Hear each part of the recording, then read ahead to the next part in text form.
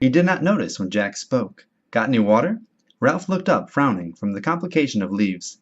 He did not notice Jack even when he saw him. I said, have you got any water? I'm thirsty.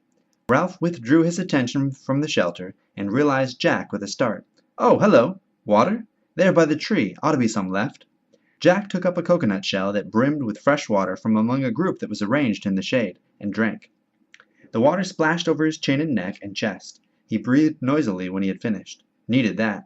Simon spoke from inside the shelter. Up a bit. Ralph turned to the shelter and lifted a branch with a whole tiling of leaves. The leaves came apart and fluttered down. Simon's contrite face appeared in the hole. Sorry. Ralph surveyed the wreck with distaste. Never get it done. He flung himself down at Jack's feet. Simon remained, looking out of the hole in the shelter. Once down, Ralph explained. Been working for days now, and look.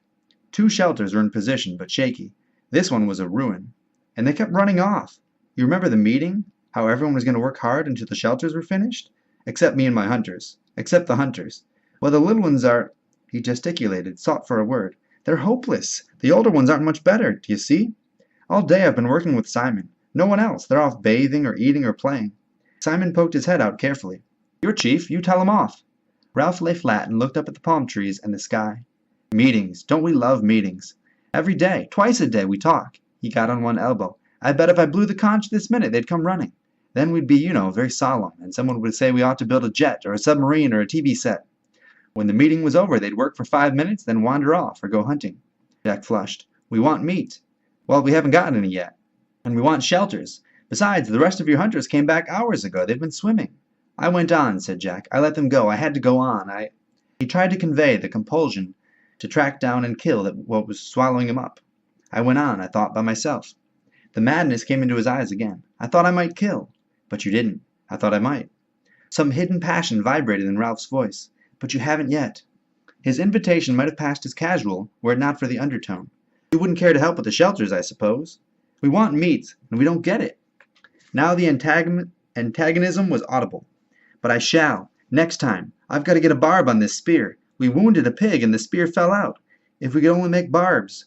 We need shelters. Suddenly Jack shouted in rage. Are you accusing?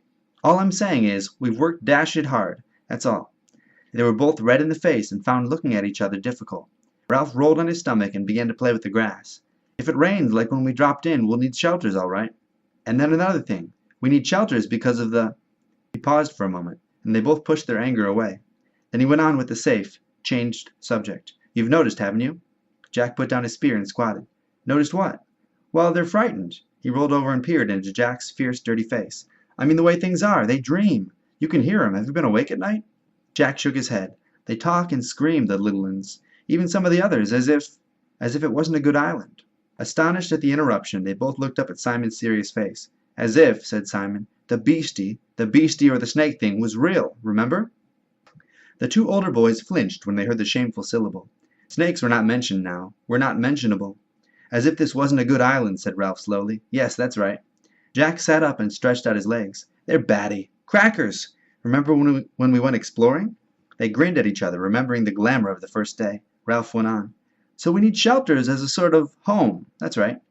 Jack drew up his legs, clasped his knees, and frowned in an effort to attain clarity. All the same, in the forest, I mean when you're hunting, not when you're getting fruit, of course, but when you're on your own. He paused for a moment, not sure if Ralph would take him seriously. Go on. If you're hunting, sometimes you catch yourself feeling as if... He flushed suddenly. There's nothing in it, of course, just a feeling. But you can feel as if you're not hunting, but being hunted. As if something's behind you all the time in the jungle. They were silent again, Simon intent, Ralph incredulous and faintly indignant. He sat up, rubbing one shoulder with a dirty hand. Well, I don't know. Jack leapt to his feet and spoke very quickly. That's how you can feel in the forest. Of course there's nothing in it, only... He took a few rapid steps toward the beach, then came back. Only I know how they feel, see? That's all. The best thing we can do is get ourselves rescued. Jack had to think for a moment, before he could remember what rescue was. Rescue? Yes, of course. All the same. I'd like to catch a pig first. He snatched up his spear and dashed it into the ground. The opaque, mad look came into his eyes again. Ralph looked at him critically through his tangle of fair hair. So long as your hunters remember the fire. You and your fire. The 2 boys trotted down the beach and, turning at the water's edge, looked back at the pink mountain. The trickle of smoke sketched a chalky line up the solid blue of the sky, wavered high up and faded. Ralph frowned. I wonder how far off you could see that. Miles. We don't make enough smoke." The bottom part of the trickle, as though conscious of their gaze, thickened to a creamy blur which crept up the feeble column. "They've put on green branches," muttered Ralph. "I wonder." He screwed up his eyes and swung round to search the horizon. "Got it!" Jack shouted so loudly that Ralph jumped. "What? Where? Is there a ship?" But Jack was pointing to the high declivities that led down from the mountain to the flatter part of the island. "Of course! They'll lie up there, they must, when the sun's too hot." Ralph gazed, bewildered, at his rapt face. "They get up high up and in the shade, resting during the heat, like cows at home. I thought you saw a ship. We could steal up on one, paint our faces so they wouldn't see, perhaps surround them, and then—" Indignation took away Ralph's control. "I was talking about smoke. Don't you want to be rescued? All you can talk about is pig, pig, pig. But we want meat. And I work all day with nothing but Simon, and you come back and you don't even notice the huts. I was working too." "But you like it," shouted Ralph. "You want to hunt, while I—" They faced each other on the bright beach, astonished at the rub of feeling. Ralph looked away first, pretending interest in a group of little ones on the sand. From beyond the platform came the shouting of the hunters in the swimming pool. On the end of the platform Piggy was lying flat, looking down into the brilliant water. "People don't help much." He wanted to explain how people were never quite what you thought they were. "Simon, he helps." He pointed at the shelters. "All the rest rushed off. He's done as much as I have, only Simon's all he's about." Ralph started back to the shelters with Jack by his side. "Do a bit for you," muttered Jack, "before I have a bath." "Don't bother." But when they reached the shelters, Simon was not to be seen. Ralph put his head in the hole, withdrew it, and turned to Jack. "He's buzzed off." "Got fed up," said Jack, "and gone for a bath." Ralph frowned. "He's queer. He's funny." Jack nodded, as much for the sake of agreeing as anything, and by tacit consent they left the shelter and went toward the bathing pool. "And then," said Jack, "when I've had a bath and something to eat, I'll just trek over to the other side of the mountain and see if I can see any traces. Coming?" "But the sun's nearly set." "I might have time." They walked along, two continents of experience and feeling, unable to communicate. "If I could only get a pig! I'll come back and go on with the shelter."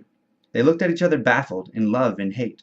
All the warm salt water of the bathing pool, and the shouting and splashing and laughing, were only just sufficient to bring them together again. Simon was not in the bathing pool as they had expected. When the other two had trotted on the beach to look back at the mountain, he had followed them for a few yards and then stopped. He had stood frowning down at a pile of sand on the beach where somebody had been trying to build a little house or hut. Then he turned his back on this and walked into the forest with an air of purpose. He was a small, skinny boy, his chin pointed, and his eyes so bright they had deceived Ralph into thinking him delightfully gay and wicked. The coarse mop of black hair was long and swung down, almost concealing a low, broad forehead.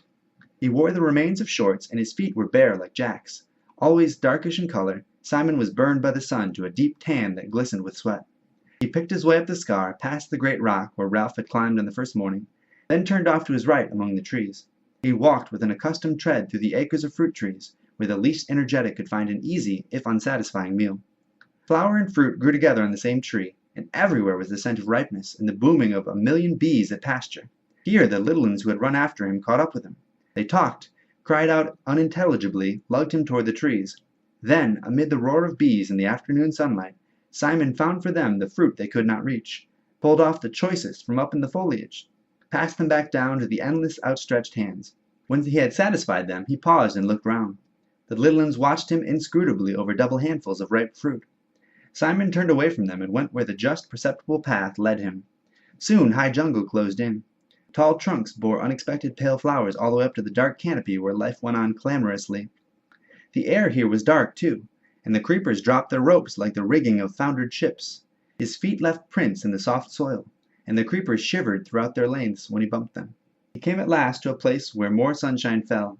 Since they had not so far to go for light, the creepers had woven a great mat that hung at the side of an open space in the jungle. For here a patch of rock came close to the surface and would not allow more than little plants and ferns to grow. The whole space was walled with dark aromatic bushes and was a bowl of heat and light. A great tree, fallen across one corner, leaned against the trees that still stood, and a rapid climber flaunted red and yellow sprays right to the top. Simon paused. He looked over his shoulder as Jack had done at the close ways behind him, and glanced swiftly round to confirm that he was utterly alone.